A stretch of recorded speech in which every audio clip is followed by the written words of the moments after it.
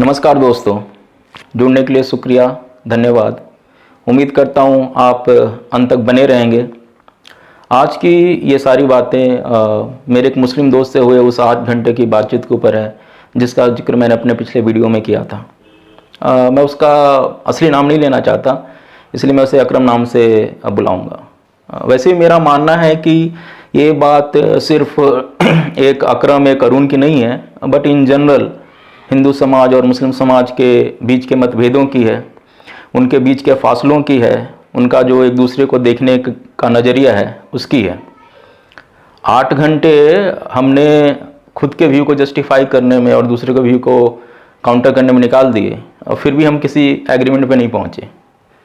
कहीं ना कहीं यही सच है हिंदू समाज और मुस्लिम समाज के फासलों का, कि हमारे रिलीजियस बिलीफ में डिफरेंसेस इतने ड्रास्टिक हैं कि एग्रीमेंट पे आना मुश्किल होता है। पर अच्छी बात तो ये है कि हम और अकरम जितना भी लड़ झगड़ लें अपने बिलीफ्स को लेके, अपने व्यू को लेके, राइट, बट हमारे बीच में अभी भी कोई कड़वाहट नहीं है। अकरम आज भी मेरे दिल के बहुत करीब है और मेरे सबसे अच्छे दोस्तों में वो भी है। पर कहीं ना कहीं एक कड़वा सच ये भी है कि जितना मैं अकरम से या मैं अपने अन्य मुस्लिम दोस्तों से बात करता हूँ, उनके व्यू को सुनता हूँ, उनके बिलीव को समझता हूँ, या इस्लामिक स्कॉलर के बातों को सुनता हूँ, कुरान के आयतों का इंटरप्रिटेशन आने लग गया है, उनको थोड़ा समझने लग गया हूँ, तो रियलाइज़ करता हूँ कि हिंदू समाज और मुस्लिम समाज के बीच का जो डिफरेंस है उसको मैं बढ़ता हुआ ही देखता हूँ। आज हम उन्हीं डिफरेंसेस की, उन्हीं मतभेदों की, उन्हीं फासलों की बात करेंगे, उन सब चीज़ों को समझेंगे मेरे पर्सपेक्टिव से। तो चलिए शुरू करते हैं। Nothing in life have any meaning without a context. अगर आप किसी भी बात से उसके संदर्भ को हटा दें तो उसके कुछ मायने नहीं बनते। मेरा और अकरम का जो ये 8 घंटे का बातचीत हुआ उसके पीछे भी एक जो कॉन्टेक्स्ट, एक वीडियो है जिसका लिंक मैंने डिस्क्रिप्शन में दे रखा है, आप चाहें तो वहाँ से देख सकते हैं। पर अगर मैं संक्षिप्त में बताऊँ तो लगभग 1 महीने पहले मेरा बेटा मेरे से आकर पूछता है कि पापा आमीन का मतलब क्या होता है। उस दिन मेरे को रियलाइज़ हुआ कि पिछले 4-5 महीनों से जो उसके ऑनलाइन क्लासेस हो रहे हैं उसका शुरुआत एक क्रिश्चियन प्रेयर से हो रहा है। इसी रिगार्डिंग मैं स्कूल के मैनेजमेंट से जाके मिला था ये समझने के लिए कि ना तो आप एक माइनॉरिटी इंस्टीट्यूशन हो, ना ही ये प्रेयर सीबीएसई का करिकुलम का पार्ट है, ना ही स्कूल में एक भी क्रिश्चियन बच्चा पढ़ रहा है।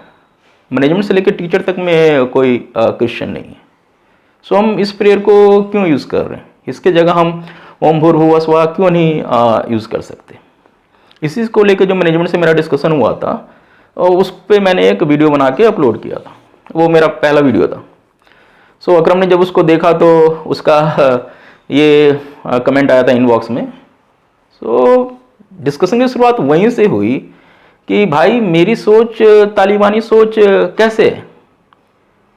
तालिबानी सोच तो मजहबी दायरे में कैद वो एक संकीर्ण सोच है जिसके बाहर किसी और सोच की और किसी और बिलीफ की कोई जगह ही नहीं है, जहाँ आपका उठना, खाना पीना, पहनना, रोना, गाना, हंसना सब इस सोच के दायरे में कैद है। और वो इसको लागू भी करते हैं तो दहशत के दम पे, गोली चला के, तलवार से गला काट के, इस तरह से।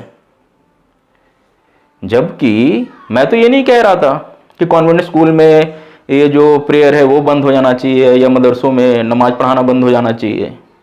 मैं तो कह रहा था इनफैक्ट जो हर फेस्टिवल होते हैं, होली, दिवाली, ईद, क्रिसमस, सब मनाना चाहिए। मेरा सब इतना कहना था कि जब क्लास में सारे बच्चे हिंदू हैं तो हम क्रिश्चियन प्रेयर की जगह एक हिंदू प्रेयर से क्यों दिन की शुरुआत नहीं कर सकते? अब इन दोनों चीज़ों को एक साथ देखना वैसा ही है कि उसने तलवार उठाया तेरा गला काटने के लिए तो तूने भी तो ढाल उठा लिया। क्या अंतर रहा? जबकि दोनों बातों में जमीन आसमान का फर्क है। पर अकरम ने कितनी आसानी से मेरे सोच को तालिबान के साथ नाप दिया। और यही सच है मुस्लिम समाज के नज़रिए का हिंदू समाज की तरफ। हिंदू समाज से कोई व्यक्ति यदि अपने जायज़ हक के लिए भी उठ खड़ा हो, बोल पड़े, तो उनको लगता है यार ये इंटॉलरेंट हो रहा है, इसने आरएसएस ज्वाइन कर लिया है, ये कट्टर हिंदू बन गया है, इस तरह की चीज़ें। अकरम ने कई बार मेरे को बोला है कि यार तेरे में कट्टरता आती जा रही है, लगता है तूने आरएसएस ज्वाइन कर लिया। मेरे को कहीं ना कहीं लगता है कि मुस्लिम समाज इसको एक ताने की तरह यूज करता है, और हिंदू समाज में आपको एक बहुत बड़ा वर्ग मिल जाएगा जो ऐसा ही सोचता है। जबकि जो मेरी जानकारी है आरएसएस के बारे में बस इतनी है कि एक ये 100 साल पुराना संगठन है जिसको हम राष्ट्रीय स्वयंसेवक संघ कहते हैं, जो हिंदू हितों की रक्षा के लिए प्रतिबद्ध है, जो 3000 के करीब स्कूल चला रहा है, जिसमें हिंदू ट्रेडिशन के बेसिस पे शिक्षा दी जाती है। यहाँ की इसके 60 लाख के करीब रजिस्टर्ड वर्कर हैं, जो आंधी तूफान सूखा और इस तरह की जब आपदाएं आती है तो उसमें आगे बढ़ के लोगों की सेवा करते हैं। तो मेरी जानकारी बस इतनी ही है। आज तक मैं अपने लाइफ में पर्सनली किसी एक भी ऐसे बंदे से नहीं मिला हूं जो कहता हो कि वो आरएसएस जुड़ा हुआ है। न ही मैंने उनके विचारों से रिलेटेड कोई किताब पढ़ा है या कोई वीडियो देखा है जिसका इन्फ्लुएंस मेरे पे हो। पर इसके बाद भी अगर किसी को लगता है कि मेरे में आरएसएस की छवि है तो मैं खुद में आरएसएस हूं, और मैं चाहता हूं कि बाकी लोग भी जुड़े मुझसे। जब हम आरएसएस जुड़े लोगों को कट्टर हिंदू बोलते हैं या तालिबान से जुड़े लोगों को कट्टर मुस्लिम बोलते हैं, तो हम इस कट्टरता को अगर समझें तो कट्टरता इज अ एक्सट्रीमिस्ट जो है is very negatively loaded word. जब आप किसी को कट्टर बोल रहे हो तो आप बेसिकली कह रहे हो कि फंडामेंटली वो जो कुछ कर रहा है वो गलत है, उसके जो एक्शन है, जो उसके सोच है, वो सामाजिक संरचना में या उसके ताने बाने में फिट नहीं बैठता, जो समाज के म्यूचुअल को डिस्टेंस जो है उसके लिए खतरा है, इस तरह की चीजें। पर जब आप कट्टरता को सिर्फ एक व्यक्ति से जोड़ देते हो कि ये कट्टर हिंदू है या तो ये कट्टर मुस्लिम है, तो कहीं ना कहीं आप सिर्फ सिम्टम को देख रहे हो, आप प्रॉब्लम को नहीं देख रहे हो, उसकी जड़ को नहीं देख रहे हो। हम सब, हर इंसान अपने रिलीजियस बिलीफ से कहीं ना कहीं जुड़ा हुआ है, कम या ज्यादा। इनफैक्ट जिनको आप कट्टर बोल रहे हो वो तो ज्यादा घुसे हुए अपने रिलीजन में, ज्यादा अटैच्ड हैं वो, और उसके लिए उनको प्राउड भी है अपनी चीजों पे, इसलिए उसके लिए वो खड़े हैं, उसको कायम रखने के लिए लड़ रहे हैं, मरने मारने को तैयार हैं। आप अगर तालिबान को ही लेकर चलो तो तालिबान क्या कर रहा है? वो सरिया लगाना चाहता है, उसके लिए उसके कई लोगों ने अपनी जानें दी है। और सरिया इस्लाम के जो थॉट प्रोसेस है, बिलीफ सिस्टम का एक अभिन्न अंग है। सो आज अगर आप जाके तालिबान को न्यूट्रलाइज भी कर देते हो, किसी तरह इंटरनेशनल प्रेशर डाल के या कन्विंस करके उनको समझा लेते हो कि वो सरिया को लागू ना करें, और लागू करें भी तो उसके मूल स्वरूप से ना करें, मूल स्वरूप में ना करें, कुछ रिलैक्स करके करें या उस तरह की चीजें, तो उससे क्या हो जाएगा? कल को 1000-10,000 का झुंड फिर सरिया पड़ के आ जाएगा, वो तालिबान को ओवरटेक कर लेगा, बोलेगा भाई तुम तो चल नहीं रहे इस्लाम के हिसाब से, हम चलाएंगे। सो इस चीज का अंत नहीं है उस तरह से। अगर हम चाहते हैं कि कट्टरता से हम बचें, कट्टरता से पीछा छूटे, जाके समाज में इस जो सौहार्द बना रहे, तो हमें अपने डिस्कशन पॉइंट को एक व्यक्ति से उस कम्युनिटी पे, उसके बिलीफ पे शिफ्ट करना होगा। कट्टर हिंदू या कट्टर मुस्लिम की जगह हमें कट्टर हिंदुइज्म, कट्टर इस्लाम बोलना शुरू करना होगा।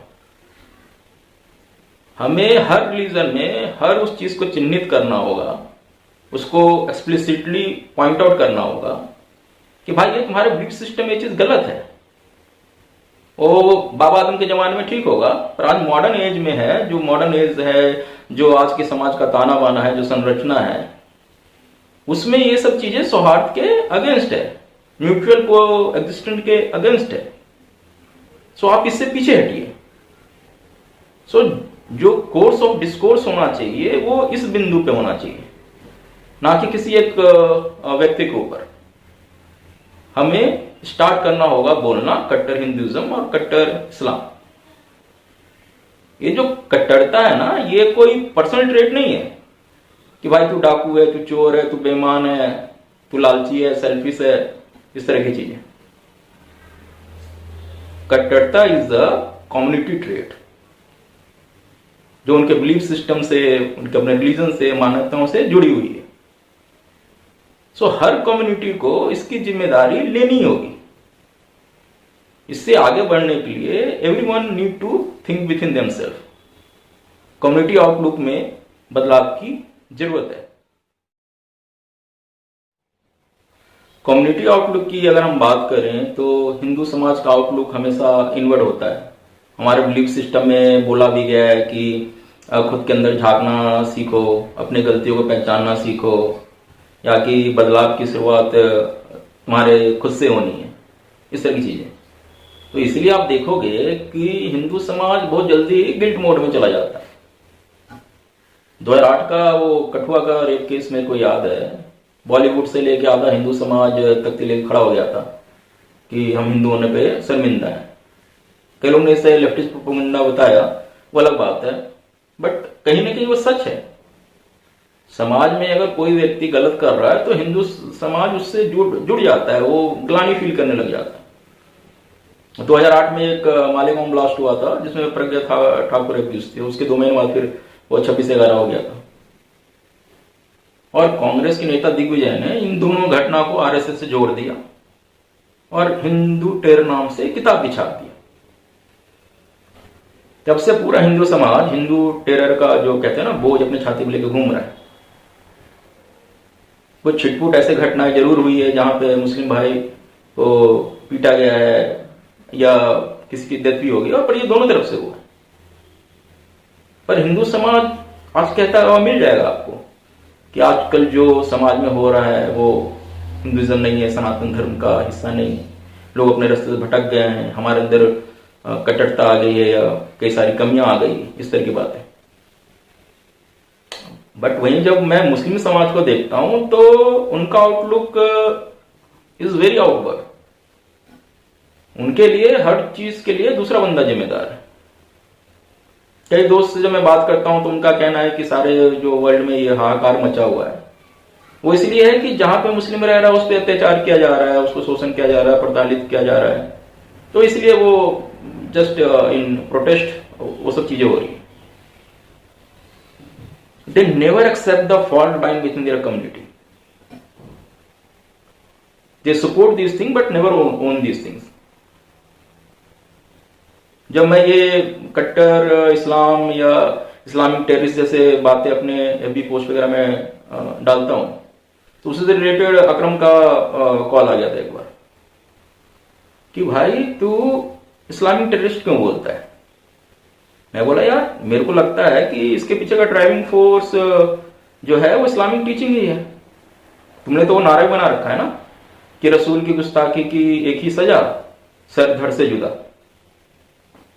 तो इसी लाइन पे चलते हुए ना 2015 में चार्ल्स हेब्डो में किसी ने अल्लाह का एक कार्टून बना दिया तो 12 लोग को गोली से वहां भून दिया। अब 5 साल बाद जब फ्रांस में एक टीचर फ्रीडम एक्सप्रेशन को बताने के लिए रेफरेंस में उसी कार्टून को अपने क्लास में दिखा देता है तो अगले दिन उसी क्लास का बच्चा जाकर उसका गला रेत देता है। तो अकरम का कहना था यार तुझे क्या लगता है कि दूसरे के धार्मिक भावनाओं को इस तरह आहत करना चाहिए। मैं बोला नहीं, रिलीजियस सेंटिमेंट को एक दूसरे को कभी हर्ट नहीं करना चाहिए, इसको तो कोई नहीं कहेगा, राइट। बट जहां पे तुम्हारे मान लो 58 देश है जहां पे शरिया कानून चलता हो वहां पे काट दो गला अगर किसी ने अल्लाह के गुस्ताखी में कुछ बोला है तो। अब तुम एक सेकुलर देश में पढ़ने गए हो तो उसने तो भाई हर धर्म को कुछ ना कुछ आजादी दे रखी है कुछ बोलने सुनने की। तो वहां पे किसी की बात तुमको बुरी लग रही है, तुम्हारी जो रिलीजियस सेंटिमेंट है, धार्मिक भावना आहत हो रही है, तो आप कानून के हिसाब से कंप्लेन करो। ऐसा नहीं कि खुद का कानून चलाने लग जाओ। वहां जो भी ड्यू कोर्स ऑफ लॉ है उसको फॉलो करो। तो अकरम का कहना था क्या हिंदू समाज सारा कानून से ही चल रहा है। तो मैं बोला हाँ चल तो रहा है, क्या ऐसा क्या हो गया। तो उसका कहना था कि जब फोटो बनाने से किसी की कोई धार्मिक भावना आहत नहीं होती, या कोई इतनी बड़ी बात नहीं है, या इसको इतना सेंटिमेंटली नहीं लेना चाहिए, तो तुम लोग ने उस फोटो को क्यों इतना हो हाहाकार मचा के ट्विटर से हटवा दिया? तो बेसिकली इस फोटो की बात कर रहा था। अब आप सोचो कि ये नवरात्र के पावन दिनों में कोई ये पोस्ट कर रहा है, वो कहना चाह रहा है कि 9 दिन हिंदू समाज मां के चरणों की पूजा करता है और बाकी दिन और उनके पैरों को खींच के रेप करता है। ये जो रिप्रेजेंटेशन है वो अपने आप इतना डिस्गस्टिंग है, जो मैंने देखा तो मेरा भी खून खौला था। बट हिंदू समाज ने क्या किया? उसने अपनी नाराजगी जताई, सोशल मीडिया पे ट्रेंड चलाया, राइट। हम नाराजगी को ट्विटर तक या कह लो सरकार तक पहुंचाया, ट्विटर उसे डाउन कर लिया, या उससे सरकार ही उसे पुल डाउन करवा देती। तो एक सभ्य समाज में तो ऐसा ही होना चाहिए ना। आपको कुछ चीज बुरी लगी, आपने अपनी नाराजगी जताई। ऐसा तो नहीं है ना कि भाई हिंदू समाज ने उस बंदे को पकड़ा, अच्छे से फोड़ा उसको, या उसका घर जला दिया, उसको जान से मार दिया। इस तरह की तो कोई चीजें नहीं है। तो उसका फिर भी वहीं पे अटका हुआ था कि भाई जो भी बात है, तू इस्लामिक टेररिस्ट ना बोला कर। कुछ लोगों की गलतियों के लिए पूरे समाज को पेंट करना सही नहीं है। तो मैंने बोला यार देख, होता क्या है ना, हर इंसान की पहचान उसके घर, गली, मोहल्ले, शहर, स्टेट, देश से होते हुए दुनिया तक पहुंचती है। हम 2 भाई मान लेंगे, मैं चोर निकल गया, तो मेरे घर वाले, मेरे रिश्तेदार ये कहेंगे कि अरुण चोर है, उनके लिए डिस्टिंक्शन है। बट यही बात जब मोहल्ले में के लोग करेंगे तो वो कहेंगे कपिल का लड़का चोर है। जब मोहल्ले के बाहर के लोग करेंगे तो वो बोलेंगे सेक्टर 20 में चोर बसते हैं। इस तरह से 4-5 सेक्टर निकल आए तो पूरा पंचकुला बदनाम होगा, और 2-4 ऐसे डिस्ट्रिक्ट निकल आए तो पूरा स्टेट बदनाम होगा, 4-5 स्टेट निकल आए तो फिर देश बदनाम होता है दुनिया में जाके। तो चीजें ऐसी चलती है। अगर एक टेररिस्ट पाकिस्तान से आ रहा होता तो हम कह देते कि पाकिस्तानी टेररिस्ट। पर जब आप यूके से लेकर France, USA, Vienna, Israel, China, Burma, Myanmar, कहीं भी उठा के देख लो, बम फूट रहे हैं, गले काटे जा रहे हैं। सो जो एक कॉमन थ्रेड उनको जोड़ता है वो इस्लाम ही है। तो इसीलिए अब बोलना चाहिए वो वर्ड, इस्लामिक टेररिस्ट या कट्टर इस्लाम। सो ये डिस्कशन हमारा 2-3 घंटे चला। फाइनली हम एग्री नहीं हुए, वो इसी बात पे अड़ा रहा, मैं इसी बात पे अड़ा रहा। बट कहते हैं ना, बात के बाद खत्म हो जाने के बाद आपके सबकॉन्शियस माइंड में कोई छाप रह जाती है।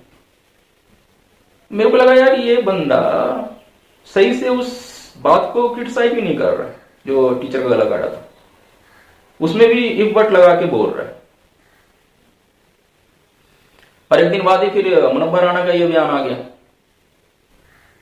कि भाई हम तो मार देते। तो मेरे को लगा, मैंने अभी पोस्ट पे भी किया था, तो मेरे को लगा यार एक जो पढ़ा लिखा बंदा नहीं है मुस्लिम समाज का, वो भी ऐसी बातें कर रहा है। अकरम जैसा पढ़ा लिखा बंदा है जो वेल सेटेड है, एजुकेटेड है, वो भी यही बातें कर रहा है।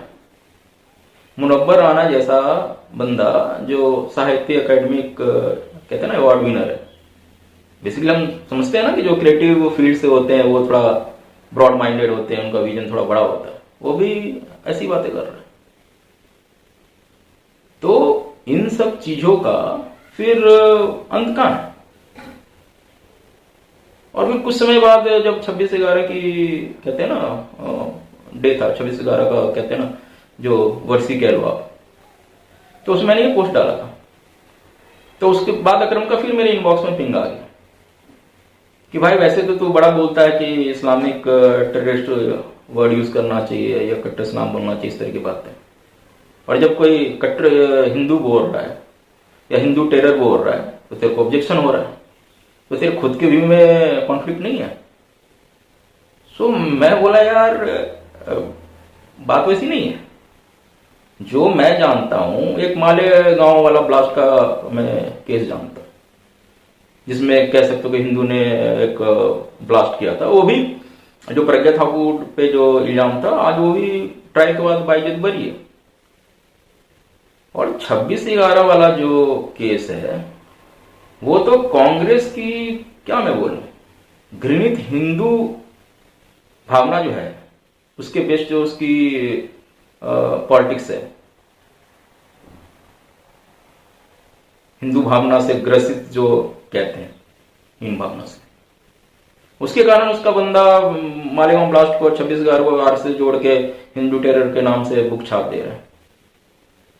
अब तो कसाब पे केस भी चल गया, ट्रायल भी हो गया, उसको फांसी भी लग गई, पाकिस्तान ने भी आके कह दिया कि नहीं भाई हमारी तरफ से गए। तो अब तो उन सब बातों की कोई वैलिडिटी नहीं रही।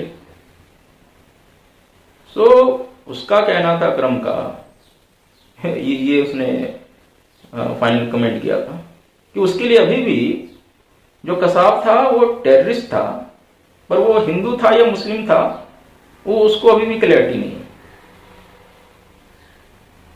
सो मेरे को लगा यार ये किस तरह की सोच है। उसको दुनिया की सारी खबर पता है और उसको ये सारी चीजें अभी भी उसी मोड में है कि जो दिग्विजय ने बुक छाप दिया था वही सच है। तो इसको मैं कैसे एक्सप्लेन करूं? आप समझ लो आप एक बंद कमरे में आंख बंद करके बैठे हुए हो और आपको लग रहा अंधेरा है ही नहीं, फिर अंधेरा जाएगा कैसे? अंधेरे को दूर करने की जो पहली प्रीरिक्विजिट है कि उसको पहचानो। जब बंदा आंख खोलेगा तब देखेगा हाँ भाई अंधेरा है, तो जाके वो स्विच दबाएगा, जलने में तो बल्ब जल जाएगा, नहीं तो बल्ब फ्यूज होगा तो बदलेगा, नहीं तो स्विच ठीक कराएगा, या तो खिड़की खोलेगा, दरवाजे खोलेगा, कुछ भी करेगा। जब अंधेरे को देखेगा तभी उसको लिए जो होना चाहिए दूर करने के लिए, रोशनी को लाने के लिए वो चीजों को करेगा। सो ये चीजें कहीं ना कहीं मिसिंग है मुस्लिम समाज में। वो कहते हैं ना कि अपने जो अंदर है झांक के नहीं देख पा रहे, हर चीज के लिए दूसरे को ब्लेम दे रहे, और इसी से क्या होता है ना कि you do not generate that acceptability toward other faith और अदर पीपल। वो एक्सेप्टेबिलिटी आती ही नहीं है क्योंकि अब हर चीज के लिए दूसरे को जिम्मेदार समझ रहे हो। हम किताबों में पढ़ते आ रहे हैं कि मजहब नहीं सिखाता आपस में बैर रखना, या कि ईश्वर एक है बस उसको पाने के तरीके अलग अलग हैं, इस तरह की चीजें। बट अब मैं जब चीजों को समझने लगा हूं तो रियलाइज होता है कि तो सारा मिथ्स था। कहीं ना कहीं अगर ये सच भी है तो सिर्फ हिंदू समाज के लिए, बाकी कम्युनिटी के लिए तो ईश्वर जरूर एक है, बट वो जो वो मानते हैं और उनको पाने के तरीके भी भाई प्री डिफाइंड है। अगर मुस्लिम समाज की बात करूं तो उनके लिए सिर्फ अल्लाह भगवान है, उसके पाने के रास्ते बिल्कुल सेट है, प्री डिफाइंड है। आप उससे थोड़ा सा भी डाइवर्ट करते हो तो आप नर्क पहुंच जाओगे। और इस बिलीफ का रियलाइजेशन मेरे को जाकिर नाइक के एक वीडियो से हुआ था, डिस्क्रिप्शन दे रखा है मैंने लिंक, आप वहां से देख सकते हैं। बेसिकली उससे एक बंदे ने पूछा कि रवीश कुमार जैसे हिंदू जो हमेशा मुस्लिमों के साथ खड़े हैं, उनके पक्ष में बोलते हैं, उनका पक्ष रखते हैं, या उनके लिए अपने कम्युनिटी के भी अगेंस्ट जाते हैं, या जो इस्लाम को फेवर कर रहे हैं, सो ऐसे लोगों का क्या होगा? तो जाके का कहना था कि भाई जो मिलना है इसी दुनिया में मिल जाएगा उसको, इसके लिए, पर जाएगा वो भी नरक ही। बट हाँ ये है कि जैसे स्वर्ग में जिसने ज्यादा अल्लाह की इबादत की उसको अल्लाह की नजदीकी मिलेगी, या जो अपने पे बम बांध के फट गया उसको 72 बुरी मिलेगी, किसको 7 मिलेगी, इस तरह की चीजें। उसी तरह नरक में भी अलग अलग लेवल की सजा मिलेगी, और उनको हो सकता है कि वो उबलते हुए तेल में डाल के निकालें, रवीश कुमार को धीमी आंच पे सेक के छोड़ दें। बट जो भी बंदा मरते वक्त तक इस्लाम को कबूल नहीं करता, अल्लाह की इबादत नहीं करता, वो सारे के सारे नरक जाएंगे। सो ये मेरे लिए काफी नया कॉन्सेप्ट था, सरप्राइजिंग था। और फिर लगा मेरे को यार देखो हर समाज में ऐसे लोग होते हैं जो कुछ भी बकवास करके निकल जाते हैं। तो मेरे को लगा ये बंदा भी ऐसे ही कुछ बोल रहा होगा, जनरल जो समाज है वो इससे दरोकार नहीं रखता होगा, यानी इसे रिलेट नहीं करता होगा। सो इसी बात को 2-4 महीने बीत गए। फिर एक मेरे मुस्लिम दोस्त ने एक दिन व्हाट्सएप स्टेटस डाला था, कुछ इस तरह था कि यदि आप गरीब को खाना खिलाते तो 5 टाइम के प्रेयर के बराबर है। तो जब मैंने देखा तो आई फील हैप्पी, हाँ भाई ये बात सही है। मैंने लिखा यार ये बात तू सही कह रहा है। एक जाकिर नाम का बंदा था जो कुछ इस तरह की बातें बोल रहा था। तो उसका कहना था नहीं भाई, वो जाकिर बहुत बड़ा स्कॉलर है और देख अरुण, हर रिलीजन का अपने बिलीफ्स होते हैं। हम इस बात को मानते हैं कि अल्लाह के अलावा कोई भगवान नहीं है, तो इसीलिए हम बच्चों को यह सबको बताते हैं कि आप अल्लाह को छोड़ के किसी और का ख्याल मन में लाओगे तो आप नर्क में जाओगे। सो ठीक है, मैं क्या बोलता हूँ उसको। जब भी मेरा अकरम से डिस्कशन हो रहा था तो अकरम ने भी इस बात को सर्टिफाई किया कि हाँ ये सच है। इनफैक्ट वो तो एक कदम आगे है। उसका कहना जाकिर नायक सिर्फ इस्लामिक स्कॉलर नहीं है, वो क्या है कि हिंदू धर्म का भी स्कॉलर है। और जितने भी आपके बड़े बड़े संत गुरु होते हैं या जानकार हैं हिंदू स्कॉलर, वो जाते हैं उससे चीजों को समझने या इंटरप्रेट करने। मैं हंसा था, मैं बोला भाई तो उसको इस्लामिक स्कॉलर बोल ले, बट उसको हिंदू धर्म का स्कॉलर ना बोल। क्योंकि क्या होगा ना, पिछली बार उसकी बातें सुन के तू आ गया था मेरे को बोलने कि तुम लोग क्या रिलीजन के नाम पे लड़ाई नहीं करते, धर्म के नाम पे लड़ाई नहीं करते। महाभारत क्या था, और मैंने तेरे को समझाया था कि भाई जो महाभारत था वहां पे धर्म, ये चिरकुट मजहब वजहब वाला चीजें नहीं था, उस बेसिस पे लड़ाई नहीं था। वो वहां पे धर्म का मतलब सही और गलत था, धर्म अधर्म था, सच और झूठ था। अगर उसको तू और थोड़ा नैरो डाउन करके देखना चाहता तो वो प्रॉपर्टी की लड़ाई थी। अगर कौरव 5 गांव देने को भी तैयार होते तो ये लड़ाई नहीं होती। श्री कृष्ण जी का कहना था कि शांति का एक भी रास्ता खुला हो तो युद्ध नहीं होना चाहिए। सो वो उस तरह की बातें थी। तो तू इसकी जाकिर की बातें सुन के हिंदू धर्म को एवलेट ना क्या कर, मेरे से आके बात कर लिया कर। इनफैक्ट मैं सही बताऊं तो इस बंदे के मैंने ज्यादा वीडियो नहीं देखे, पर 2-4 जो भी मैंने देखे मेरे को बचकानी ही लगी है। It doesn't make any sense to me. उल्टा मेरे को लगता है यार जो बंदे वहां बैठे हुए हैं उससे वाद विवाद कर रहे हैं, क्वेश्चन काउंटर क्वेश्चन कर रहे हैं, सो वो कैसे कन्विंस हो रहे हैं उसकी बातों से। इसमें मैं एक अलग सीरीज बना दूंगा, काउंटरिंग विथ कॉमन सेंस करके। पर चलिए हम थोड़ा डाइवर्ट हो गए, वापस आते हैं। तो ये जो टीचिंग है या ये जो आपके बिलीफ है, मान्यता है कि यदि आप अल्लाह को छोड़ के किसी और के इबादत का ख्याल भी लाओगे तो आप नरक में जाओगे। So it is a very negative assertion और अफर्मेशन। आप ये भी बोल सकते थे कि यार आप अल्लाह को इस तरह इबादत करो, उसके बताए रास्ते पे चलो तो आप स्वर्ग जाओगे।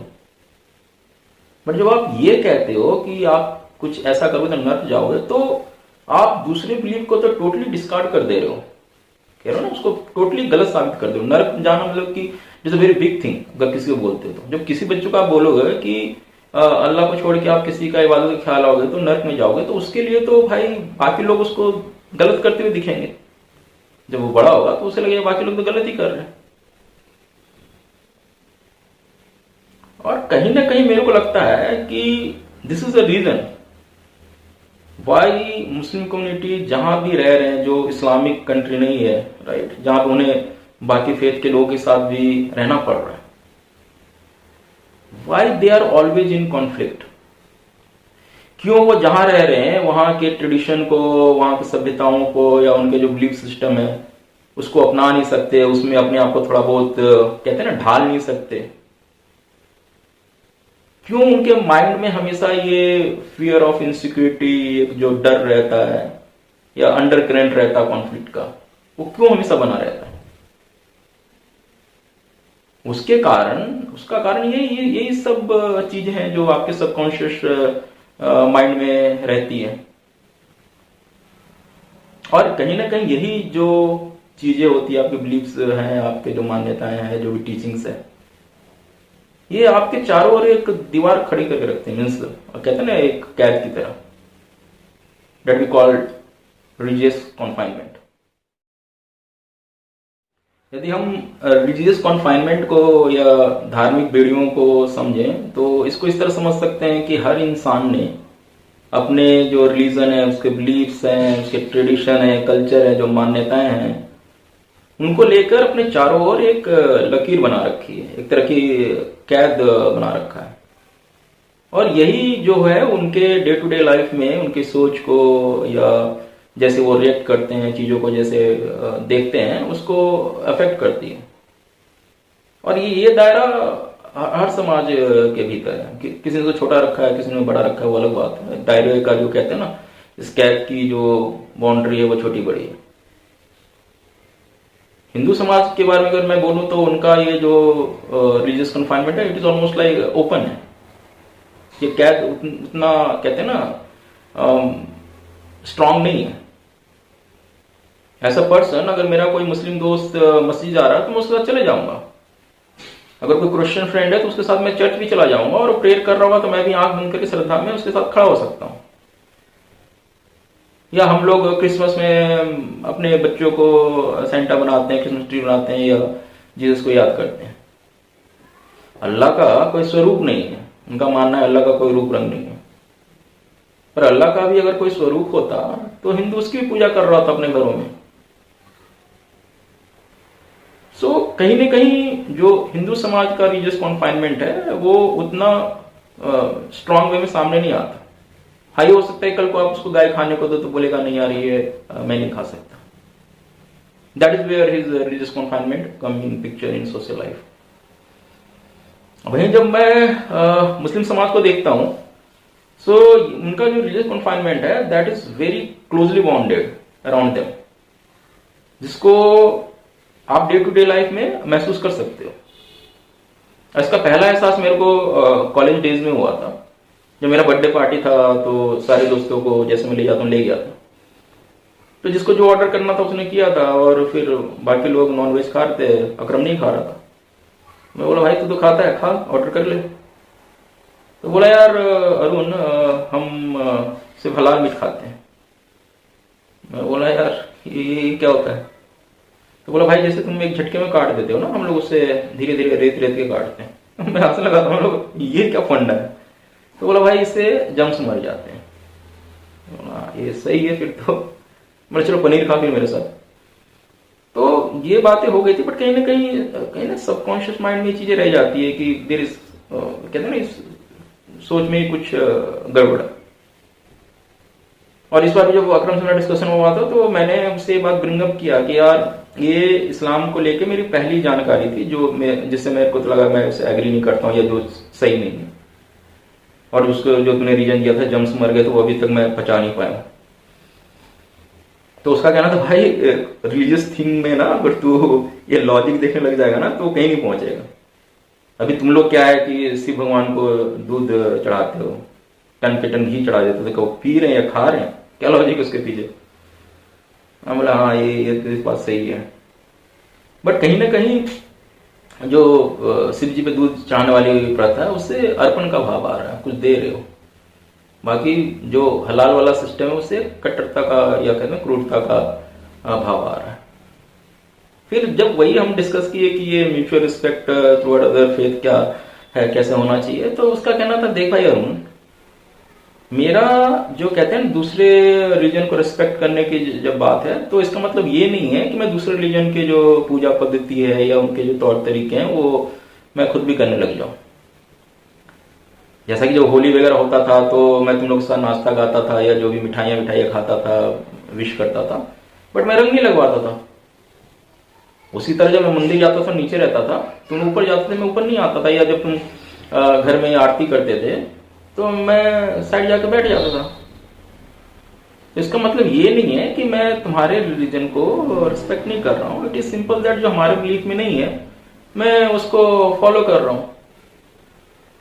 सो आप सोचो तो एक तरह से वो सही भी बोल रहे हैं, पर अगर मैं उसके दूसरे तरीके से देखता हूं तो अगर आप खुद चल के मंदिर जा रहे हो, वहां जाके आरती वगैरह कर रहे हो, एक मुस्लिम समाज का व्यक्ति, तो मैं समझ सकता हूं कि अपने बिलीव के अगेंस्ट जाके वो कुछ कर रहा है। पर जब एक ही रूम में आप 4 दोस्त के साथ रहे हो या 5 दोस्त हो एक मुस्लिम समाज का, और जब वो आरती कर रहे हैं तो आप अलग जाके बैठ जा रहे हो, तो ये रिस्पेक्ट वाली बात नहीं है। It's so the religious confinement कि भाई मैं वहां खड़े रहूंगा तो मेरा जो कहते हैं ना धर्म का जो बिलीफ है वो टूट जाएगा। और मैंने बोला कि यार तेरी अभी ये जो इंटरप्रिटेशन तू दे रहा है ना, उसी से मेरे को अब जो शाहिद अफरीदी का जो मैंने वीडियो देखा था और जिसको कहते हैं उस समय भी मेरे को बड़ा सरप्राइजिंग लगा था, वो वीडियो मैंने डिस्क्रिप्शन में दे रखा, आप चाहें तो देख सकते हैं। तो अब मैं उसके बिहेवियर को या जो उसने किया था उसको कोरिलेट कर सकता हूँ। जो अगर यही मान्यता है जो तू बता रहा है रिस्पेक्ट टू अदर रिलीजन की, तो एंकर ने उससे पूछा था कि क्या आपने भी कभी गुस्से में टीवी फोड़ा है? तो उसका कहना था कि हाँ एक बार फोड़ा है, जब मैं घर आया तो देखा कि मेरी बेटी थाली लेके कुछ स्टार प्लस के आगे सीरियल चल उसका यूं यूं यूं यूं कर रही है। तो एंकर ने बोला आरती बोलते हो? हाँ जो भी बोलते हैं। तो मेरे को इतना गुस्सा आया कि मैंने हाथ मार के उसी समय टीवी फोड़ दिया। और सारे लोग तालियां पीट रहे हैं, एंकर भी हाँ हंसे जा रही है। और ये शाहिद अफरीदी जो बंदा है, आप सोचो, ये जानता है कि एक सेलिब्रिटी है, इसको करोड़ों लोग देखते हैं, हिंदू समाज भी देख रहा होगा, उनको बुरा लग सकता है। पर वो मुस्लिम समाज में मैं एक चीज देखता हूं कि they are very into their religious belief and very proud of that. उनको हर चीज पे गर्व है। They do not have those kind of thing कि भाई ये मैं बोलूंगा तो कोई हर्ट हो सकता है। वो उनकी मान्यता को मान रहे हैं। They are keeping it on their sleeves, कहते हैं ना, ओपनली उसको शो करते हैं कि हम ये चीज मानते हैं। सो ये सब आप अगर सोचो तो होता क्या है कि जब ऐसी आप सोच रखोगे तो अब उस बच्ची का सोचो, उसको क्या पता होगा ये सब चीजों के बारे में, जो रिलीजन के बारे में ये सब। बट जब ये घटना हुई होगी तो कहीं ना कहीं पहली बार उसके सबकॉन्शियस माइंड ने इस बाउंड्री को फील किया होगा कि हाँ ये कुछ दायरा है जिससे मुझे जिसके अंदर रहना है, उसके बाहर नहीं जाना है। और इसी तरह ये जो रिलीजियस कन्फाइनमेंट है वो एक जनरेशन से दूसरे जनरेशन तक पास होते चली आ रही है। अफसोस की बात यह है कि हर जनरेशन के साथ ये जो कन्फाइनमेंट है वो सिकुड़ता ही जा रहा है। मुस्लिम समाज के लिए ये जो रिलीजियस कन्फाइनमेंट है, अब तो उसका दायरा इतना छोटा हो गया है कि वो देश और समाज से भी बड़ा हो गया है। उनका जो रिलीजियस बिलीफ है वो उनके राष्ट्र से, उनके देश से बड़ा है। एक जो हिंदू है वो मातृभूमि और कर्मभूमि के कॉन्सेप्ट पे बिलीव करता है। उसके लिए जो उसकी मातृभूमि है, राष्ट्र है, देश है, वो उसके रिलीजियस बिलीफ से ऊपर है। कल को अगर उसे दोनों में कोई एक चुनना हो तो वो अपने राष्ट्र को चुनेगा। वहीं दूसरे ओर मुस्लिम समाज उम्मा के कॉन्सेप्ट में बिलीव करती है। उम्मा का मतलब क्या है कि ऑल ओवर द वर्ल्ड जहां जहां भी मुस्लिम रह रहे हैं, they are part of a global country. और इस कंट्री की जो दायरा है वो जमीन पे खिंची हुई कहते हैं ना रेखाओं से नहीं है। इसमें हर वो इंसान जो इस्लाम को मानता है वो इसका पार्ट है, और इस कंट्री का, ग्लोबल कंट्री का। और उनका मानना है कि यही कंट्री उनकी फर्स्ट कंट्री है, जहां वो रह रहे हैं वो सेकेंडरी कंट्री है।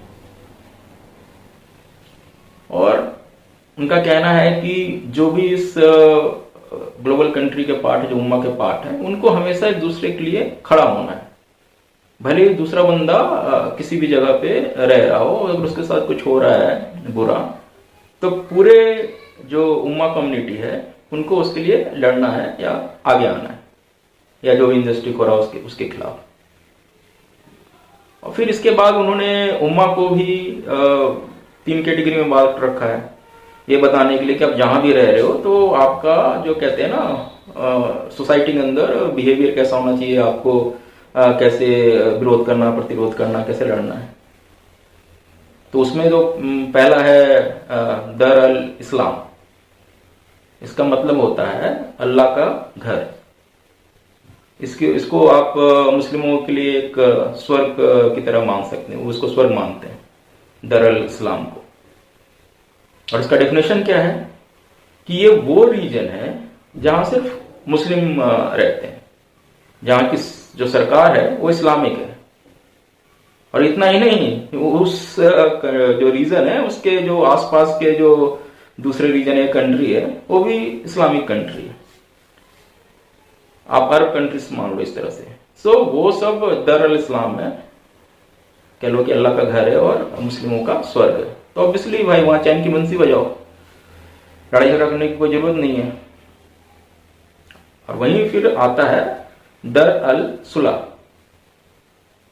इंडिया समझ लो उस कैटेगरी में, मतलब कि जहां आप कंसिडरेबल पोर्शन में हो, और बट वहां की जो सरकारें, और दो इस्लामिक गवर्नमेंट नहीं है, but they are in agreement with you. उन्होंने आपके जो बिलीफ को फॉलो करने के लिए, या इस तरह की जो भी आपके बिलीफ्स हैं, पूजा पद्धति है, उनको आपको छूट दे रखी है कि आप उसको फॉलो कर सकते हो विदाउट एनी इंटरफेरेंस।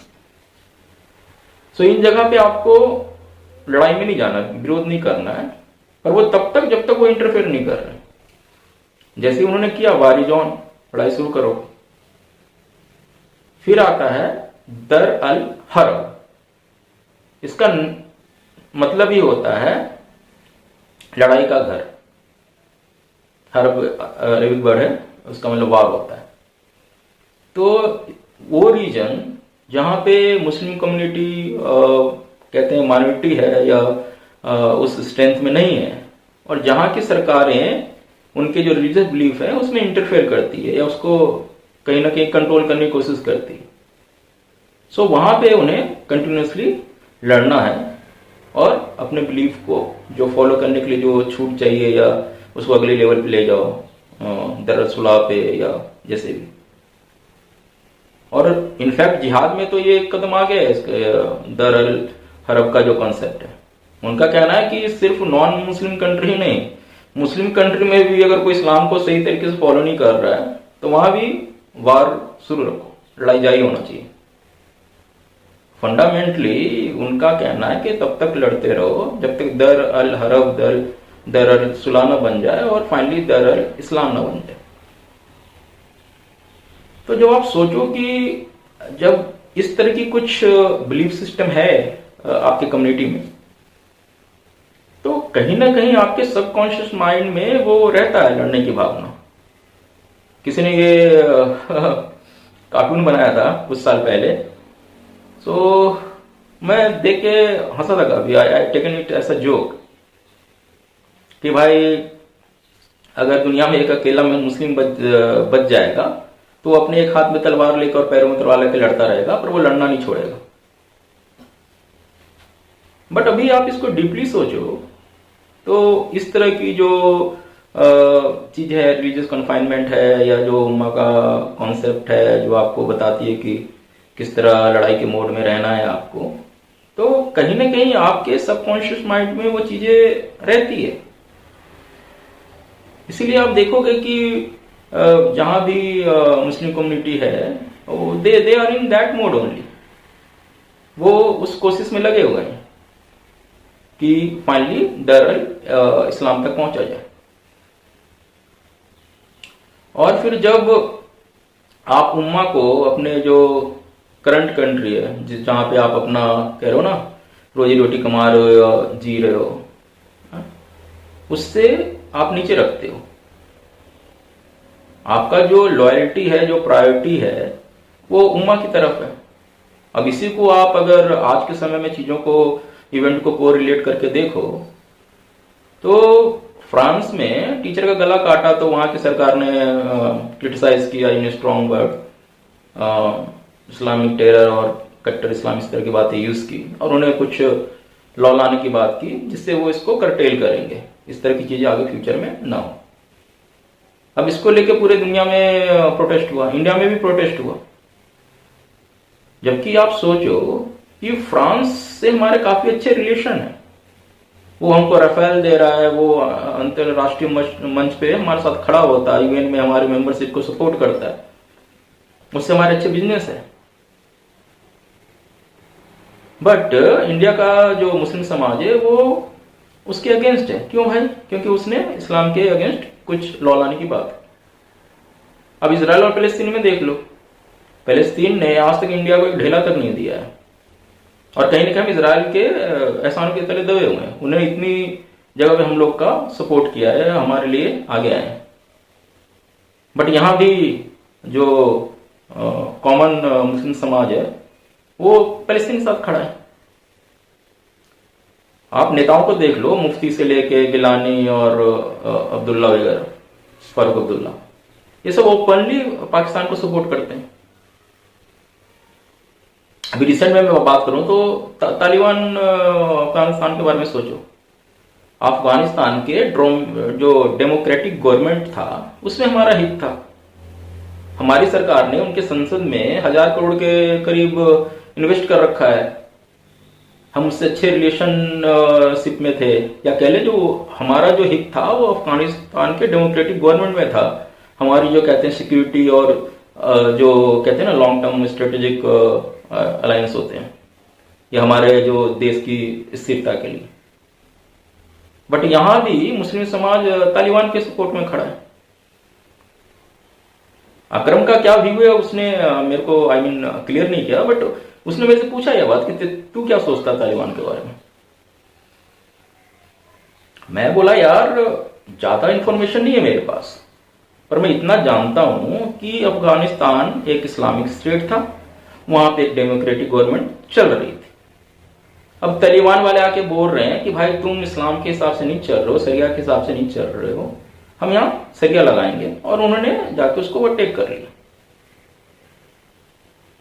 तो चलो वो ठीक है, ओवरटेक कर लिया तो अगर जो जिस तरह कम्युनिटी का परसेप्शन है कि सरिया होना चाहिए, तो भाई वहां के लोग भी तो ये कर सकते थे। डेमोक्रेटिक गवर्नमेंट था, अपने सरकार को बोलते कि भाई आप सरिया के हिसाब से चलाओ, या उनको चुन के लाते जो सरिया के हिसाब से चलाते हैं। चलो वो देर हो गया, तालिबान आ गया इस कॉन्सेप्ट को लेके कि हम चलाएंगे, तो भाई उसके साथ खड़े रहो आप। बट आप देखोगे कि वहां के लोग अब भागे फिर रहे हैं। एरोप्लेन को उन्होंने बस बना दिया, एक बंदा लटक के निकल गया, गिर के मर गया। सो ये तो ऐसा ही है कि जहां डेमोक्रेटिक कंट्री है वहां पे सरिया चाहिए। अब जहां पे सरिया लगने लगा तो वहां के लोग भाग के आसपास के दूसरे डेमोक्रेटिक कंट्री में जाएंगे, और 40-50 साल बाद जब उनका स्ट्रेंथ अच्छा हो जाएगा तो उसी में से फिर एक बार खड़ा हो जाएगा कि अब हमको यहां सरिया चाहिए। सो इस कुचक्र का कहीं अंत नहीं है। जब तक इंसान की लॉयल्टी जो उसकी प्रेजेंट जो कहते हैं ना आपके नेबरहुड है या आपका समाज है, या जो प्रेजेंट जो आपकी कर्म भूमि है, मातृभूमि है, उसमें नहीं रहेगी, उसका एक जो लॉयल्टी एक कहते हैं ना सुपरफिशियली या विजनरी चीज में रहेगी जो एक इस्लामिक धागे से बंधी हुई है, तो ये सब चीजें रुकने की नहीं है। और यही कारण है कि जब आप उम्मा को अपने जो देश है जहां पर रह रहे हो उससे ऊपर मानते हो, या अपने करंट देश को उसके नीचे मानते हो, तभी आप जो उसके चिन्हों को लेकर या जो भी आप इजीली कहते हैं ना उसको मानने को इनकार कर सकते हो कि ये हमारे रिलीजियस बिलीफ के ऊपर जा रही है, अपने रिलीजियस बिलीफ को मानेंगे। वहां पे आपके रिलीजियस आइडेंटिटी और नेशनल आइडेंटिटी के बीच में कॉन्फ्लिक्ट आना शुरू हो जाता है। ये मेरे और अकरम के बीच के डिस्कशन का सबसे हीटेड पार्ट था, जहां मैं एक्चुअली एक दूसरे से थोड़ा रूड हो गए थे। जो मैंने प्रेयर पे ऑब्जेक्शन उठाया था उसको काउंटर करने के लिए या एक पैरेललिज्म ड्रॉ करने के लिए अकरम का कहना था यार कि जैसे तेरे को आमीन वर्ड से ऑब्जेक्शन है, जैसे तेरे को लगता है कि कृष्ण प्रेयर नहीं होना चाहिए, तेरा बच्चा आमीन वर्ड ना सीखे, उसी तरह जब एक मुस्लिम जनगण मन पे खड़ा नहीं होता या वो कहता मैं वंदे मातरम नहीं गाऊंगा, तब तुम लोग क्यों बोलते हो कि तू पाकिस्तान चला जाए, अफगानिस्तान चला जाए। मैं बोला यार कैसी बातें कर रहे हैं, हम दोनों में लाख डिसएग्रीमेंट हो सकता है उसमें कई चीजों पे हम फ्यूचर में जाके एग्री हो जाएं, बट इस बात पे तो हम जिंदगी भर एग्री नहीं हो सकते, और ना इसको तू कभी जस्टिफाई कर पाएगा लाइफ में मेरे को। तो उसका कहना था क्यों जस्टिफाई नहीं कर पाऊंगा। जैसे तेरे को एक कृष्ण प्रेयर से तू आहत हो रहा है, वैसे ही मुस्लिम समाज सिर्फ अल्लाह की पूजा करता है, उसके अलावा वो किसी की पूजा नहीं कर सकता। इसलिए वो नहीं बोल सकता बंदे मातरम, मतलब कि मैं मातरम की पूजा करता हूं। मैं बोला यार तू बात को कहां से कहां जोड़ रहा है। मैं एक स्पेसिफिक क्रिश्चियन प्रेयर की बात कर रहा हूं जो एक पर्सनल लेवल पे एक क्रिश्चियन अपने घर में यूज करता है, और तू जो जिसकी बात कर रहा है वो हमारे देश की निशानी है, उसकी आइडेंटिटी है, उसका गौरव है, उसका धरोहर है, उसकी पहचान है। ऐसा तो है नहीं कि भाई ये जो जनगण मन है या वंदे मातरम है इसको हिंदू समाज अपने घर में पूजा के लिए यूज करता है कि भाई उनके पूजा का हिस्सा है, हम इसको नहीं मान सकते। तो इसको तू कभी भी जस्टिफाई नहीं कर सकता। ये मैं क्या बोलूं, ये इतना गलत एग्जाम्पल दिया है तूने कि तेरी सोच ऐसी है, मेरे को थोड़ा सरप्राइज हो रहा है। तो उसका कहना था अरुण देख, सोच की बात नहीं है, मैं इन सब चीजों को नहीं मानता, मैं तेरे को जस्ट एक एग्जाम्पल देके समझाने की कोशिश कर रहा था। मैं बोला यार एग्जाम्पल भी कोई जुपिटर से थोड़ी आता है, वो भी जो तुम्हारे सोच से, जो तुम्हारे अनुभव है उसी से निकल के आते हैं। सो इस पे तू मेरे को कभी भी नहीं मना पाएगा, या I will not take even single point on this. तो उसका कहना ठीक है अगर इसको भूल जाते हैं। अस्तोमा ज्योतिर्गमया क्या है, किसी मुस्लिम को उससे भी ऑब्जेक्शन तो हो सकता है, चलो ये राष्ट्रीय गान है और ये सब है, तो अस्तोमा ज्योतिर्गमया क्यों करवाया जा रहा है स्कूलों में। तो मैं बोला यार अस्तोमा ज्योतिर्गमया सीबीएसई के जो करिकुलम है उसका पार्ट, मैंने भी अपना केबी से बचपन में से लेके जब तक बड़ा हुआ मैंने किया है। तो जिसको इससे ऑब्जेक्शन होगा वो दूसरे बोर्ड में रखेगा बच्चे को। अगर मैं ही अभी स्कूल में गया था, स्कूल ने कहा कि हाँ सर ये करिकुलम का पार्ट नहीं है, तो मेरी लड़ाई छोटी हो गई।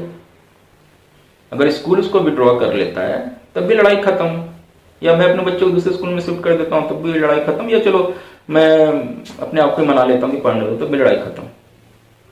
बट वही अगर स्कूल कहता है कि नहीं सर ये जो प्रेयर है वो सीबीएसई का करिकुलम का पार्ट है, सीबीएसई ने उसे ऐड कर रखा, आपको पता नहीं होगा, तब अगर मेरे को ऑब्जेक्शन हो तो फिर लड़ाई बड़ी हो जाती है। फिर आप बाहर आके अपने विचारों से लोगों को जोड़ो। अब कहते हैं ना अपने विचारों से लोगों को जोड़ो, और आने वाले दिन में सत्ता में ऐसे लोगों को लाओ जो इस बदलाव को लाएंगे।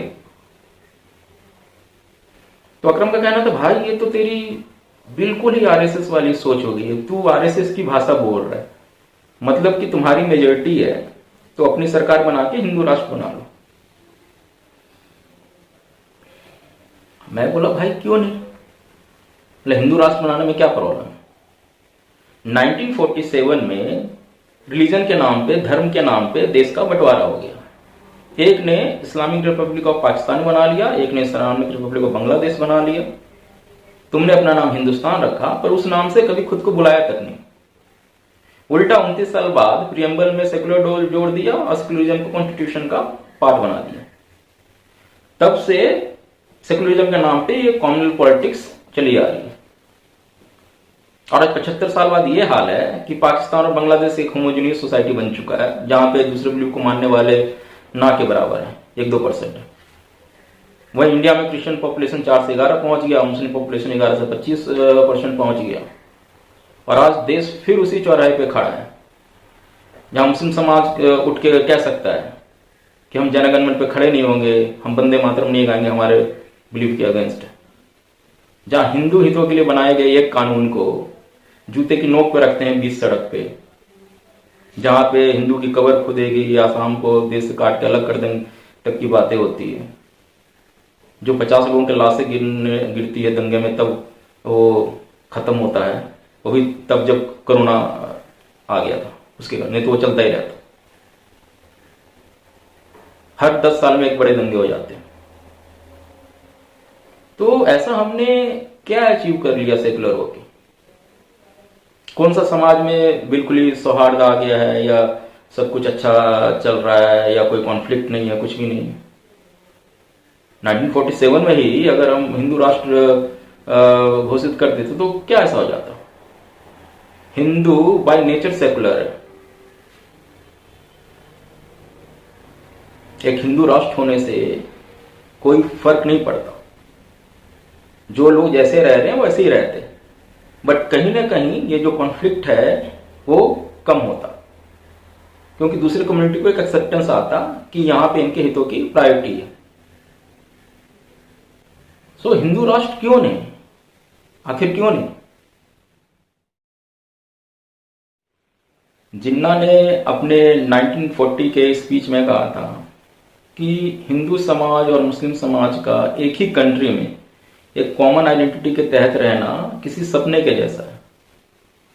उसका कहना था कि दोनों समाज में फंडामेंटली बिलीफ लेवल पे, ट्रेडिशन में, कल्चर में इतने विरोधाभास हैं, इतने डिफरेंसेस हैं कि दोनों साथ नहीं रह सकते, और इसी बेसिस पे फिर वो देश का बंटवारा हुआ। और अब मैं जब जिन्ना के बातों को सोचता हूं तो वो बिल्कुल सही था, he have this gut to say it. क्योंकि अभी जब मैं चीजों को जानने लग गया हूं तो मैं देखता हूं कि मुस्लिम समाज, हिंदू समाज एक दूसरे के डायगोनली अपोजिट खड़े हैं। Even day to day life में, जो रोजमर्रा की जिंदगी में सोच है, उसमें भी आप सोचो कि आप लेफ्ट टू राइट लिखते हो तो वो राइट टू लेफ्ट लिखते हैं। आप सर के ऊपर से नहाना शुरू करते हो तो पैरों से नहाना शुरू करते हैं। आप एक गोत्र में शादी नहीं कर सकते। रिश्ते में जो बहन लगती है उससे शादी करना, बच्चे पैदा करना तो दूर, अगर उस पर कोई एक गलत नजर भी रखता है तो उसे पाप माना जाता है, उसे समाज के ऊपर कलंक मानते हैं हम लोग। तो उनके लिए अगर आपने अपने सेम माँ का दूध नहीं पिया है तो कोई भी रिश्ता हो, बहन, चाची, मामी, सबसे आप शादी वगैरह कर सकते हो। आप मोनोगैमी बिलीव करते हो, एक जीवन साथी, इनफैक्ट आप 7 जन्मों का साथ मानते हो। वो पोलीगैमी में बिलीव करते हैं। आप ब्रह्मचारी में बिलीव करते हो, ब्रह्मचारी की निशानी को बचपन में काट देते हो। आपके लिए अहिंसा परमो धर्म है। वो हलाल में बिलीव करते हैं कि जब तक रेत के नहीं काटोगे तब तक वो जो भी जानवर है वो खाने के लिए शुद्ध नहीं हुआ। आपका मानना है कि ईश्वर एक है, उसको पाने के तरीके अलग है। श्री कृष्ण गीता में कह भी गए कि यदि आपके कर्म अच्छे हैं तो मैं आपको मिल जाऊंगा, आप मेरे को मानो या ना मानो। उनका मानना है कि अल्लाह के अलावा आप किसी भी और की पूजा करोगे तो आप नरक में जाओगे। आपको मूर्ति पूजनी है तो उनके लिए मूर्ति पूजन हराम है। आपको गाय पूजनी है तो उनको गाय खानी है। सो जब समाज के दो वर्ग में इतने फंडामेंटल लेवल के डिफरेंसेस हैं जो डे टू डे लाइफ में भी रिफ्लेक्ट होते हैं, तब वहां पे तो कॉन्फ्लिक्ट रहेगा ही। तरीका वही है कि या तो दोनों अलग हो जाएं जैसे हुआ पहले, या तो जब साथ रह रहे हैं तो एक लकीर खींची जाए दोनों के बीच में। सरकार ये नहीं कह सकती कि हम सेकुलर हैं तो समाज आपस में डिसाइड कर ले। तो जब समाज आपस में डिसाइड करेगा तो जब भी आमने सामने आएंगे तो कॉन्फ्लिक्ट होगा ही, लड़ाई होगा ही, दंगे होंगे ही। तो यही लकीर, यही कॉन्स्टिट्यूशनल जामा आप समझो जो हिंदू की तरफ झुका होगा, उनके हितों को फेवर कर रहा होगा, वही मेरे हिसाब से हिंदू राष्ट्र है। यदि किसी का कोई कुछ और डेफिनेशन है तो मेरे को बता सकता है, बट मेरे लिए यही है। तो इससे होगा क्या कि हो सकता है कि जब हिंदू राष्ट्र बने तो आपको गाय खाने पे रोक लग जाए, पुराने नामों को, पुराने सांस्कृतिक चिन्हों को रिस्टोर कर दिया जाए। सीए जैसा अगर कोई कानून बने जो स्पेशली हिंदू हितों के लिए बनाए कि वहां के प्रताड़ित लोग को हम लेके आना है भारत में, आस पड़ोस के जो जहां पे मुस्लिम कंट्री से, तो आप उसको कोर्ट में जाकर चैलेंज नहीं कर सकते कि अनकॉन्स्टिट्यूशनली है कि एक हिंदू हित को स्पेसिफिक ध्यान में रख के बनाया गया। या तो इस तरह के मान लो कि जो समझ लो कि मंदिर मस्जिद के विवाद चलते रहे। अब यही आप ले लो ज्ञानवापी मंदिर, यहां साफ दिख रहा है कि भाई मंदिर को तोड़ के उससे दीवार से लगा के मस्जिद बना दी गई। तो यहां भी कोर्ट उस पर जांच बैठा हुआ है, यानी जो आंखों से दिख रहा है उस पर भी जांच करना है सेकुलरिज्म के नाम। यदि हिंदू राष्ट्र होता तो इसका रिस्टोरेशन का जो फैसला है वो आ गया होता हिंदू समाज के हक में। तो एक हिंदू समाज कहते हैं ना, हिंदू राष्ट्र आने से यही सब चीजें कुछ जो है वो बदलेगी। नहीं तो जैसा मैं कहता हूं कि हिंदू तो बाय नेचर सेकुलर है, वो तो हर बिलीफ को देता है वो छूट। हमारे लिए जो रिलीजियस बिलीफ है वो जीवन मूल्यों से रिलेटेड है। हमारा मानना है कि कोई भी बिलीफ यदि आपके जीवन मूल्यों को इंप्रूव करता है, आज के सामाजिक संरचना और जो भी समाज है उसके सौहार्द को बनाने के लिए एक अच्छा दर्शन देता है, जीने का अच्छा तरीका बताता है, तो आप उसको फॉलो कर सकते हैं। इसी तरह तो हिंदुइज्म से भी सिखिज्म, बुद्धिज्म, जैनिज्म सारे निकले हैं। लोगों ने उसको फॉलो किया है, हिंदुइज्म से हटके जब उसको ज्वाइन किया, वो उनको लगा है कि ये बेटर जीने का तरीका बता रहा है। तो हिंदू राष्ट्र में सबका हित सुरक्षित है। अब मुस्लिम भाइयों को भी सोचना चाहिए कि 58 देश है जिन्होंने अपने आप को इस्लामिक बोल रखा है और वहां पे किसी और बिलीफ को उन्होंने पनपने तक नहीं दिया। भारत हिंदुओं के लिए एक मातृ देश है। सो यहां पे अगर कुछ जो कानून हुए, कुछ जो चीजें हैं, कॉन्स्टिट्यूशनली जो चीजें हैं वो उनके हित की तरफ झुकी हुई है, तो ये गलत नहीं है। तो हमें डिस्कशन को इस पॉइंट से देखना शुरू करना की जरूरत है कि अगर हिंदू राष्ट्र हो जाएगा तो ऐसा क्या चीज है जो बिगड़ जाएगी। इनफैक्ट मेरा मानना है कि जो कॉन्फ्लिक्ट सारे हैं, under current of conflict society में चल रहा है, वो इसलिए है कि मुस्लिम कम्युनिटी जो है वो भी they are trying to enforce their authority. जब हिंदू समाज भी बोलेगा कि भाई हम इस लेवल पे, वो कहता नहीं हमको भी उसी लेवल पे रहना है, तभी सारा टकराव का जड़ है। अगर एक सोसाइटी भी एक कदम पीछे हट जाए और ये मान ले कि हाँ भाई इसको थोड़ी प्रायोरिटी मिलनी चाहिए, तो उस दिन से विवाद खत्म हो जाएगा। ये अगर 1947 में ये चीजें हो गई होती तो आज तक मुस्लिम कम्युनिटी इस बात को एक्सेप्ट कर लिया होता, या वो दौर जब गुजर गया होता तो मुस्लिम कम्युनिटी या दूसरी क्रिश्चियन कम्युनिटी जो भी है उन्होंने अब तक एक्सेप्ट कर लिया होता कि यहाँ पे कुछ कानून बन सकते हैं जो सिर्फ हिंदू को फेवर कर रहे हो। हाँ, ये जरूर है कि उनके हितों को कोई नुकसान नहीं होगा। मुस्लिम समाज के जरूर कुछ प्रॉब्लम है क्योंकि they are in direct conflict, तो कुछ चीजें उनकी रुक सकती है। बट कहीं ना कहीं आज के समाज में उसके जो ताने बाने हैं, उसका जो संरचना है, उसमें सौहार्द बनाने के लिए, रखने के लिए, शांति बनाए रखने के लिए, ये कहते हैं ना भाईचारा बनाए रखने के लिए हिंदू राष्ट्र होना चाहिए। हम सबको अब इस बात पे डिस्कशन शुरू करना चाहिए। अदर कम्युनिटी को आप इसके बारे में बात कीजिए, उनका व्यू लीजिए, एटलीस्ट शुरुआत कीजिए। ये हिंदू राष्ट्र को ना ये कॉम्युनल डिवाइड, ये सोशल डिवाइड के चश्मे को उतार के देखना शुरू कीजिए। हिंदू राष्ट्र में सबका हित है और सबका हित रहेगा।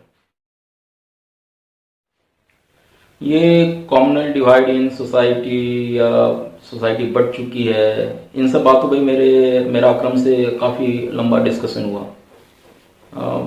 इसको मैं यहाँ कवर नहीं कर सकता, वो अलग ही एनालिसिस की जरूरत है डाटा के साथ। तो जो ये लोगों का मानना हो गया है कि अभी सब कुछ इंटॉलरेंस हो गया, अंडर करंट ऑफ कॉन्फ्लिक्ट है, या समाज में जहर घोल दिया गया है, या बीजेपी सरकार कुछ कर नहीं रही है, इकोनॉमिक बर्बाद कर दिया है, और इस तरह की चीज़ें, या समाज अब एक दूसरे के कॉन्फ्लिक्ट में आ गया 2014 के बाद से। मेरा मानना है ऐसा कुछ नहीं है। जो भी डिफरेंसेस थे, जो भी कॉन्फ्लिक्ट्स थे, वो शुरू से चले आ रहे हैं, पहले से ही हैं। बट यही है कि वो ढका हुआ था, अब कोर्स ऑफ डिस्कोर्स में आ गया तो वो दिखने लग गया। तो आप ऐसा समझो कि जिस घर में मैं रह रहा हूँ वो मैंने 8 साल पहले जब लिया था तो इवनिंग में आके मैंने घर देखा था, तो उसमें दिखाई नहीं दिया कि फर्श पे दरारें पड़ी हुई हैं। जब मैं शिफ्ट कर गया देन आई रियलाइज किया फर्श पे कुछ दरारें पड़ी हुई। तो मैंने ना उसे सोचा क्या ठीक कराना, रेंट पे रहना, मैंने कालीन ला के उस पर डाल दिया। सो ओवर द टाइम अंदर अंदर ही वो जो दरारें हल्की थी वो डीप होती चली गई, क्योंकि लोग उस पर बच्चे कूद रहे थे, चढ़ रहे थे, चल रहे थे इस तरह से। बट वही जब मेरे आस पड़ोस के लोग आते हैं मेरे घर में तो उनको वहां कुछ दिखता नहीं, कोई दरार। अब कल को मैं शिफ्ट कर जाऊं और कोई दूसरा बंदा आ जाए घर में रहने के लिए, हो सकता है उस पर कालीन ना हो, या हो सकता है उसका अप्रोच ये हो कि भाई इसको ढकते नहीं है, इसको कुछ ठीक करने के लिए ऑनर से बात करते हैं या इसकी मरम्मत वगैरह करवाएंगे, पर उसे ढकता नहीं है। तो अब जब आस पड़ोस के लोग आएंगे, देखेंगे, बाहर जाएंगे तो बोलेंगे यार अरुण तो घर को बहुत मेंटेन करके रखता था, ये नया वाला बंदा है, इसने पूरे घर को तोड़ रखा है, फर्श में सारी जगह दरारें डाल रखी है। सो जो आज के जो हालात हैं, या जो लोग समझने लग गए हैं कि सोसाइटी बढ़ चुकी है, कम्युनल डिवाइड आ गया है, सोशल डिवाइड आ गया है, इस तरह की चीजें, वो सच नहीं है। वो इसी तरह है कि ये डिफरेंसेस पहले भी थी, ये दरारें पहले भी थी, इनको डिस्कस नहीं किया जा रहा था, इन पे बात नहीं किया जा रहा था, इन दरारों को भरने के लिए कहते हैं ना कोई कोशिश नहीं की जा रही थी। और अब क्योंकि वो कालीन हट चुका है तो दरारें दिखने लग गई है। अगर आप यहाँ तक पहुंचे हैं और आपने मेरी पूरी बात सुनी है तो अपनी प्रतिक्रिया दें। लाइक डिसलाइक बटन खुला है, वहां पे क्लिक करके अपनी सहमति या असहमति जाहिर करें। जो भी सही गलत लगता है आप कमेंट बॉक्स में मुझे बता सकते हैं। यदि किसी को लगता है कि वो फेस टू फेस डिस्कशन करना चाहता है तो उसके लिए भी मैं तैयार हूं। बट आप प्रतिक्रिया दो, जो विचारों में ये जड़ता है या निष्क्रियता है उससे बाहर निकलें, क्योंकि विचार हमारे पानी की तरह होना चाहिए, उसमें प्रवाह होना चाहिए। पानी भी एक जगह ज्यादा समय तक इकट्ठा रहता है तो गटर बन जाता है, वो बहता रहता है, उसको जैसा ढांचा मिलता है उसका वो रूप ले लेता है। तो आपके विचार भी इसी तरह, जो नए हालात हैं, नई इंफॉर्मेशन है, नए ताने वाने बन रहे हैं समाज में, दुनिया में, उसके हिसाब से इवॉल्व होते रहना चाहिए। सो जस्ट जो भी आप सोचते हैं मुझे बताएं। जल्दी फिर मिलेंगे। जय हिंद, वंदे मातरम।